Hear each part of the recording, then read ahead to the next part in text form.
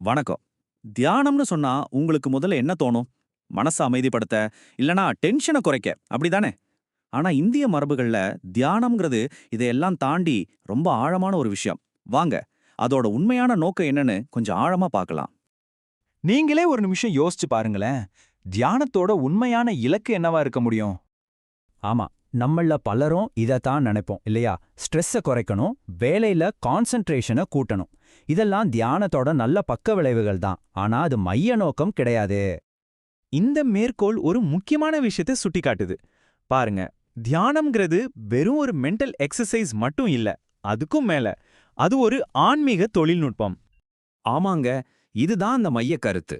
தியானம்ங்கிறது நம்மளை இந்த பிரபஞ்சத்தோட மூல சக்தியோட மீண்டும் இணைக்கிற ஒரு நுட்பமான வழிமுறை. சரி, இது எப்படி வேலை செய்யுதுன்னு கேக்குறீங்களா? இந்திய தத்துவத்துல இருக்கிற ஒரு அடிப்படை விதிய நாம முதல்ல புரிஞ்சுக்கணும். அது என்னன்னா, நம்ம மனசு எதன் மேல கவனத்தை வைக்குதோ அதுவாவே மாறிடும். இத சிம்பிளா ஒத்தது ஒத்ததாக மாறும்னு சொல்லலாம். நீங்க தொடர்ந்து கோபத்தை பத்தியே சிந்திச்சா உங்க மனசு கோபமா மாறிடும். அதே சமயம் அமைதிய பத்தி சிந்திச்சா மனசு அமைதியா மாறும். இதுதான் அதோட அடிப்படை. இப்போ இந்த ஸ்லைட பாருங்க. இதுல ஒரு சுவாரஸ்யமான விஷயம் இருக்கு. நீங்க உங்க மூச்சு மேல தியானம் செஞ்சா உங்க கவனம் கண்டிப்பா அதிகமாகும். ஆனா எந்த விதமான துன்பமோ கர்மாவோ இல்லாத ஒரு பரிபூர்ண சத்தை மேல நீங்க தியானம் பண்ணும்போது உங்க மனசும் அந்த அமைதியையும் தெளிவையும் அப்படியே உள்வாங்க ஆரம்பிக்கும். இது வெறும் கவன மேம்பாடு இல்ல, இது இதய சுத்தி. அப்போ நம்ம மனசு ஒரு விஷயமா மாறுதுன்னா, தியானம் மூலமா நாம் எதை கரைக்க முயற்சி பண்றோம்? நம்மளோட அந்த பொய்யான நான், அதாவது நம்ம அகங்காரத்தை தான். இந்திய தத்துவங்கள் படி நம்ம எல்லா கஷ்டங்களுக்கும் மூல காரணம் இந்த அவித்யா தான், அதாவது அறியாமை. நம்ம வெறும் இந்த உடம்பு, இந்த மனசு, இந்த எண்ணங்கள் தான் தப்பா நம்பிட்டு இருக்கிறது தான் அந்த அறியாமை. இந்த ஒப்பீடு இத ரொம்ப அழகா வளர்க்கும். நம்ம வேலை, படிப்பு, நம்ம எண்ணங்கள் இதெல்லாம் தற்காலிகமான அடையாளங்கள். இதுதான் பொய்யான அகங்காரம். ஆனா நம்மளோட உண்மையான ஆன்மா, அதாவது ஆத்மன், அது எப்பவும் இருக்கிறது, மாறாதது. அதுதான் இந்த பிரபஞ்சத்தோட மூலமான பிரம்மனோட ஒண்ணுங்கிறத உணர்றது தான் தியானத்தோட இலக்கு. சரி, இங்க ஒரு முக்கியமான பாயிண்ட் இருக்கு. பிரம்மமுங்கிறது எல்லையற்றது, உருவமற்றது. அதை நேரடியா புரிஞ்சுக்கிறது ரொம்ப கஷ்டம். அதனால தான் இஷ்ட தேவதான்னு சொல்ற தனிப்பட்ட தெய்வங்கள் ஒரு பாலம் மாதிரி செயற்படுது. ஒரு குறிப்பிட்ட தெய்வத்து மேல கவனத்தை செலுத்துறது மூலமா அந்த எல்லையற்ற தத்துவத்தை நம்ம சுலபமா அணுக முடியுது.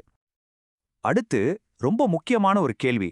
இந்திய ஆன்மீகத்தோட கடைசி இலக்கு, அந்த அல்டிமேட் கோல் என்ன? அது சும்மா ஒரு நல்ல வாழ்க்கையை வாழ்றது மட்டும் இல்ல. அந்த இறுதி இலக்குக்கு பேரு தான் மோட்சம். அதாவது சம்சாரம்னு சொல்லப்படுற இந்த முடிவே இல்லாத பிறப்பு, இறப்பு, துன்பம்ங்கிற சுழற்சியிலிருந்து முழுமையா விடுதலை அடையிறது. இதுதான் இந்திய தத்துவங்களோட உச்சபட்ச நோக்கம்.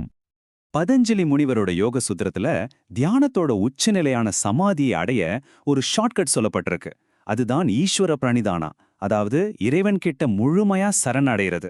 அப்படி சரணடையும் போது மனசு தானா ஒருமுகப்பட்டு கடைசியில சமாதி நிலையை ரொம்ப சுலபமா அடையுது. கடைசியா தியானத்துல தெய்வீகத்தை மையமா வைக்கிறதுக்கு இன்னொரு ரொம்ப பிராக்டிக்கலான காரணம் இருக்கு. அதையும் பார்த்துடலாம். நம்ம மனசு இருக்கே, அது ஒரு தாவிக்கிட்டே இருக்கிற குரங்கு மாதிரி. அதை அடக்கிறது ரொம்ப கஷ்டம். இந்த இடத்துல தான் ஒரு தெய்வீக உருவமோ இல்ல ஓம் மாதிரி ஒரு மந்திரமோ ஒரு நிலையான நங்கூர மாதிரி வேலை செய்யுது. மனசு எங்கேயாச்சும் அலைபாயும் போது இந்த நங்கூரத்தை பிடிச்சுக்கிட்டு நாம அதை மறுபடியும் ஒரே இடத்துக்கு கொண்டு வர முடியும். இந்த ஒருமுனைப்படுதல்ங்கிறது சும்மா அமைதியா இருக்கிறது மட்டும் இல்ல. ராஜயோகத்தை பொறுத்த வரைக்கும் மனசு ஒரு புள்ளில நின்னாதான் அதுக்கப்புறம் வர்ற ஆழ்ந்த உளவியல் உண்மைகளையோ இல்ல ஆன்மீக அனுபவங்களையோ நாம பெற முடியும். இது அடுத்த கட்டத்துக்கான ஒரு நுழைவுச்சீட்டு மாதிரி. இந்த மேற்கோள் நாம பேசின எல்லாத்தையும் ரொம்ப அழகா ஒன்னா இணைக்குது. யோகானாலே ஒன்றிணைதல்னு தான் அர்த்தம்.